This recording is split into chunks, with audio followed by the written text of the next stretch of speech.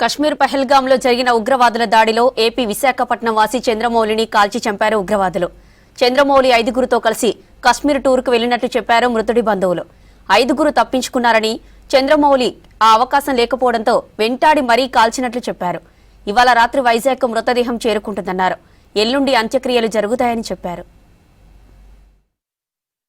చంద్రమౌళి గారు తోటల్లుడు అండి. వాళ్ళు 18వ తారీఖున చంద్రమౌళి, మా వదిలి గారు అండ్ అదర్ 2 కపుల్స్ కాశ్మీర్ వెళ్ళారు. వాళ్ళు శ్రీనగర్లో స్టే ఉంటూ ప్రతిరోజు ఒక్కొక్క ప్రదేశానికి వెళ్ళి వస్తుండేవారు. మొన్న గుల్మార్గ్ వెళ్ళారు, నిన్న పహల్గాం వెళ్ళారు.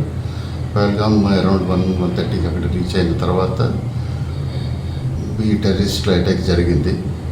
అందరూ పారిపోయారు. ఈ 6గురు కూడా పారిపోతుండగా చంద్రమౌళి గారు కొంచెం స్లో అయ్యారు, ఏంటి మరి తెలీదు. 5గురు ఎస్కేప్ అయ్యారు. ఈయన టెర్రరిస్టులకి దొరికి షార్ట్ డెడ్. నిన్న మాకు తెలిసి అరౌండ్ 1:30కి జరిగిందని తెలుసు.